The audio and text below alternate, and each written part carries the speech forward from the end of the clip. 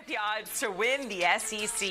Bama sitting at the top right now at plus 125, but A&M right there behind him at plus 340.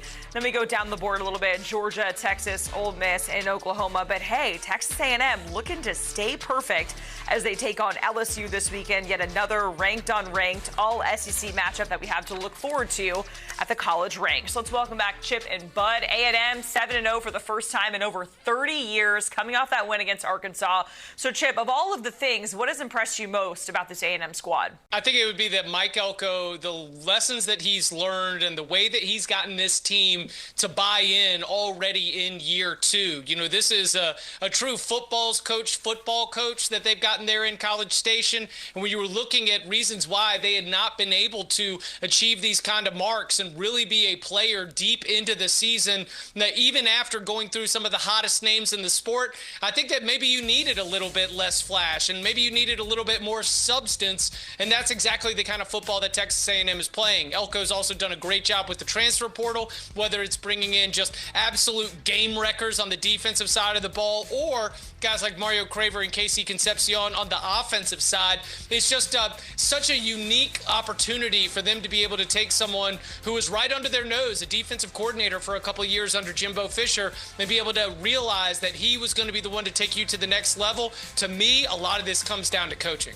Yeah, so you see it there 7-0 for the first time since 94. It's also their highest ranking since about that time as well in the mid-90s. So how tough of a test really, though, is this LSU defense? Because it is a great defense, but you know, the performance is different when it comes to ranked opponents versus unranked opponents, right? But how tough of a test is this for A&M? Jacqueline, I think anytime you go into Death Valley against a defense of this caliber, it is a real test. Now, we don't know if Weeks is going to play, the stud linebacker for the Tigers. He missed the game against Vanderbilt, and they certainly missed him in that ball game. The one thing A&M has going for it here on the offensive side of the ball, they actually have a couple things, but the thing I want to focus on here is the A&M offensive line is actually really good. There are almost no fan bases out there who are happy with their offensive line.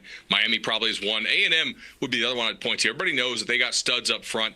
They can probably handle this LSU pass rush and maybe establish the run as well. Yeah, there's going to be some tough decision-making challenges, Jacqueline, for Marcel Reed. You know, one of the things that they've been able to do in the development of the Texas A&M quarterback is figure out ways to accentuate what he does well. There's obviously a ton of athletic ability. We remember him tearing up this LSU defense in the second half of their game early November of last year. But the fact that you've got some playmakers in this LSU defense, whether it is in the pass rush, as Bud mentioned, or even in the secondary with players like Halsey, you know, there's ones that can really make you pay for mistakes. And so Colin Klein, the offensive coordinator for Texas A&M, and Marcel Reed have very clearly been working together to make sure that they find the right fit of the plays that they need to call to avoid the kinds of mistakes that need to be made, but also Marcel Reed and his maturity to be able to not go and take those chances. Well, you're playing in Death Valley. It is a must-have game for LSU coming out of the Vanderbilt loss. Backs against the wall and all.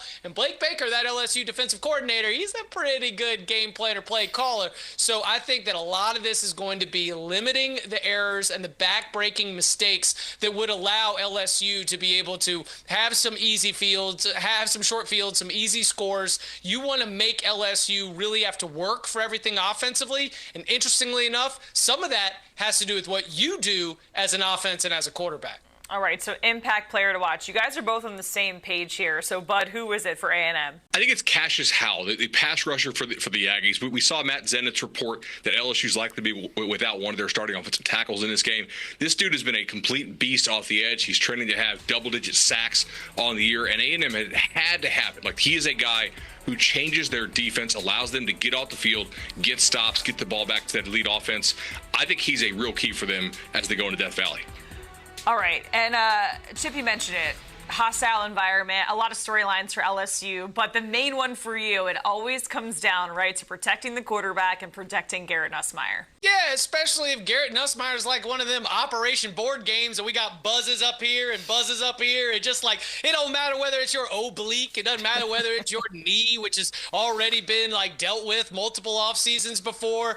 Garrett Nussmeier has unbelievable arm talent. He is very clearly a high processor with with a high ceiling as a quarterback. But I'll tell you what does not help some of these soft injuries get better. That's playing more and getting hit more. And it seems in some of these games, once teams get their first couple licks on him, man, it just kind of impacts how smooth everything else is. And so when you've got Cassius Howell right there on the other side, one of the most dangerous pass rushers in the entire country, as well as the rest of this Texas A&M defensive front, man, they've got to find ways. And this is, we say the offensive line, we've been criticizing the LSU offensive line for a lot of reasons, but even at the running back position, even at tight ends, you've got to be able to identify those extra rushers, put in a chip, put in a block, and try to make sure that number 18 is going to be able to stay healthy and have enough time to showcase that arm talent, because it don't matter if you can throw the ball over that mountaintop, because if you're on the ground in about 2.5 seconds, you ain't going to get a chance to let it go. So I'm really looking at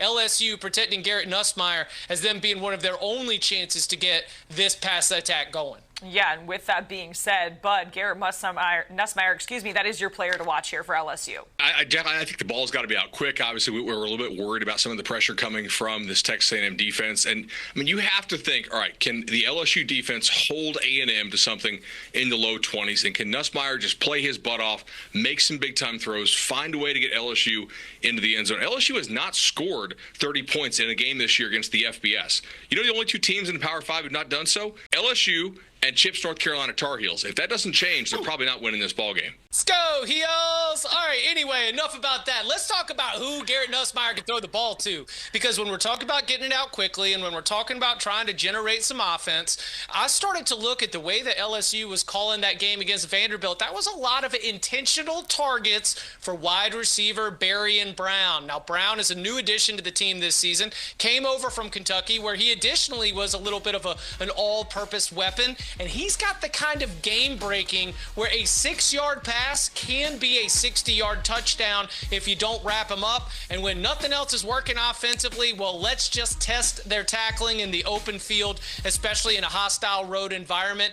I just think that when you're not going to be able to push the ball vertically downfield, you're going to have to do some of the side-to-side stuff. But Berrien Brown does have the athleticism and the natural talent to be a real game-breaker. So after seeing him as a big part of the game plan last week, my expectation is he will be another impact player for this offense here in this game. Man, I wasn't expecting the Tar Heels to catch a stray here, but here we are, yeah. Chip. Oh, my goodness. All right, game prediction time.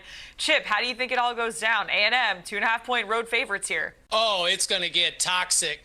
Normally, I love anything that's cooked up around Baton Rouge, but this is going to be some gumbo you don't want no part of, because I got this one as Texas A&M 27, LSU 13. I don't see this as a good matchup for an LSU offense that has struggled mightily, and as the LSU offense continues to struggle, if it does as I have predicted, well, then I think you might get some boo birds. I think you might get some real frustration, palpable frustration from the Tiger faithful there in Death Valley. So I think Texas A&M, it might not be flashy, might be a little bit gritty. Maybe they pull away late with a couple scores, but I just don't see LSU's offense finding success against this Texas A&M defense in this spot. So I'll go 27-13. Chip, I have 23-16, a little bit tighter. I think LSU will give a home run effort here, much like they did against the Gators earlier this year. But again, no faith in LSU's offense to turn things around, especially with injuries mounting. All right, Chip, Bud, both the guys going with A&M in this one. A&M LSU Saturday at 7:30 p.m. Eastern.